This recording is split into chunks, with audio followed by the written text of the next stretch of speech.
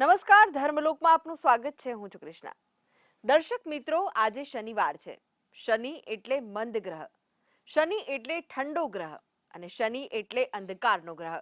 ત્યારે આજે શનિવાર છે અને પૂર્ણિમા છે. પૂર્ણિમા એટલે અજવાસ. ત્યારે શનિના અંધકારમાંથી પૂર્ણિમાનું જો અજવાસ આપણા જીવનમાં પાથરવું હોય તો શું કરવું જોઈએ, તે તમામ વાતો આજે મેં આપને જણાવીશું ધર્મલોકમાં.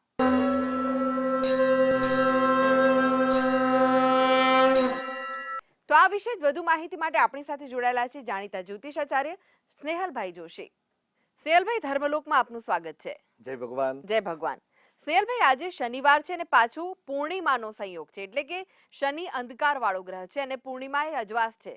ત્યારે શનિ પૂર્ણિમાનું શું વિશેષ મહત્વ રહેલું છે? ખૂબ સુંદર બેન મનની અંદર ઉપસ્થિત થતો તમે પ્રશ્ન પૂછ્યો.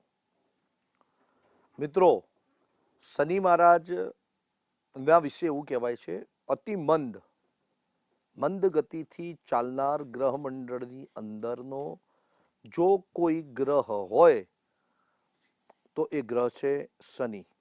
એટલે જ એમને શનિશ્ચરઃ, શને એટલે કે ધીમે ધીમે ધીમે ધીમે ચાલનાર. શને એટલે મંદ ગતિથી ચાલનાર. શને એટલે એકદમ શાંતિથી ચાલનાર. ચરહ, ચર એટલે વિચરનાર, વિચરનાર એટલે ફરનાર. સૌથી ધીમું ચાલનાર, સૌથી ધીમું વિચરનાર. સંસારની અંદરનો જો કોઈ ગ્રહ હોય તો એ શનિ મહારાજ છે. એટલે એમને શનેશ્ચરથી ઉચ્ચારવામાં આવે છે.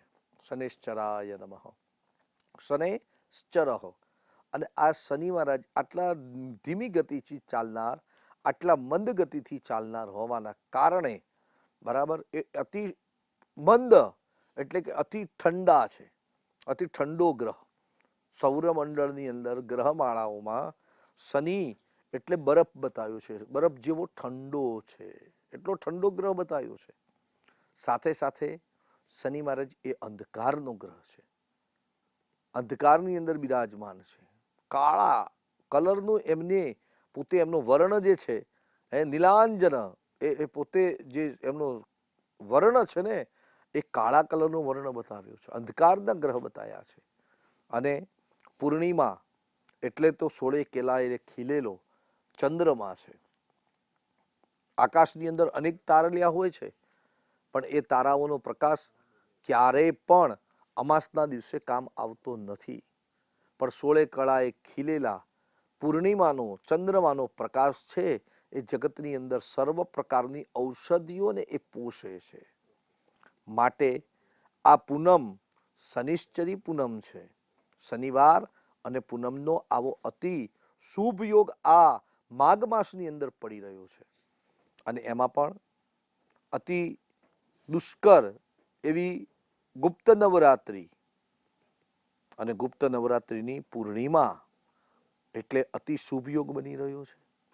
આવા શુભ યોગની અંદર જીવનમાં તમે તમારા અંધકારમાંથી કેવી રીતે મુક્ત થવું, તમારા જીવનની અંદર આવેલી મુશ્કેલીઓથી તમારે કેવી રીતે બહાર આવવું, તમારા મંદ પડી ગયેલા જીવનના પ્રશ્નોને તમારે કેવી રીતે એને ઉકેલવા, એ જો કોઈ દિવસ હોય, એવો પુણ્યકારિક દિવસ હોય તો એ પૂર્ણિમાનો, આ શનિશ્ચર પૂર્ણિમાનો અતિ શુભ યોગ અને શુભ દિવસ આજનો આ થઈ રહ્યો છે. શનિ પૂર્ણિમા, શનિ છે અંધકાર છે અને પૂર્ણિમા એ પ્રકાશ છે. માટે અજ્ઞાનતા જીવનની અંદરથી દુઃખ, દારિદ્ર, દૌર્ભાગ્ય રૂપી જે કંઈ આપણા જીવનોની અંદર જે કંઈ અંધકાર છે, મનુષ્યના જીવનની અંદર અત્યારે સૌથી વધારે મોટામાં મોટો એક જ પ્રશ્ન છે, શાંતિ નથી, મન શાંત નથી, મને ક્યાંય ચેન પડતું નથી, મને જીવનની અંદર આનંદ નથી, મારા જીવનની અંદર આનંદ નથી. કારણ શું છે? માણસ અતિ ભૌતિક સુખોની અંદર એટલો ને એટલો વ્યસ્ત રહેતો જાય છે ને એટલા ભૌતિક સુખોને પ્રાપ્ત કરવા અને ભૌતિક સુખોને ભોગવવા માટે અંધકારની અંદરથી વધારે અંધકારની અંદર ડૂબતો જ જાય છે. માટે આવા અંધકારની અંદરથી બહાર આવવા માટે જો અતિ કોઈ પુણ્યકારક દિવસ હોય તો આ શનિશ્ચર પૂર્ણિમા છે. અને આ પૂર્ણિમાના દિવસે ભગવાન શનિ મહારાજની અસીમ કૃપા, અસીમ જીવનની અંદર એમના સર્વ પ્રકારના લાભ મેળવવા હોય તો લાભકારી દિવસ જો કહી શકાય તો આ પૂર્ણિમાનો દિવસ છે. મિત્રો, આ પૂર્ણિમાના દિવસે જીવનની અંદર તમે તમારા વ્યવહારિક જીવનની અંદર તમારે આવી ગયેલી મુશ્કેલીઓ છે, વ્યવહારિક કામોની અંદર આપણે સંબંધોની અંદર ક્યાંક તિરાડ પડી ગઈ છે, ખટાશ પડી ગઈ છે, વ્યવહારિક કામો આપણા જે છે એ કામો એની અંદર ક્યાંક આપણને આવતારી મુશ્કેલીઓ છે કે મુશ્કેલીઓ અનુભવી રહ્યા છીએ કે આવી રહી છે એવું લાગી રહ્યું છે, તો એના માટે શનિ મહારાજની જે રેમેડીઓ છે એ રેમેડીઓ કરવાથી તમારા જીવનની અંદર અતિ લાભકારક શુભ અને સારા પરિણામોની પ્રાપ્તિ થશે. મિત્રો, તો આ પૂર્ણિમાના દિવસે આપણે શું શું ઉપાય કરવા જોઈએ, કેવી રીતનું આની આરાધના કરવી જોઈએ, શનિ મહારાજની કૃપા દ્રષ્ટિના માટે શું કરવું, જી આ જ બધા વાતો કૃષ્ણાબેન એ આ પૂર્ણિમાના દિવસે કરેલી પૂજા અર્ચના છે એ ખૂબ જ ઉત્તમ અને શ્રેષ્ઠ માનવામાં આવે. સ્નેહલભાઈ, હવે આપણે પૂછવા માંગીશ કે આજે શનિવાર છે ને પાછું પૂર્ણિમા છે, ત્યારે શનિદેવના કયા ઉપાયો કરવા જોઈએ જેનાથી શનિદેવ પ્રસન્ન થાય?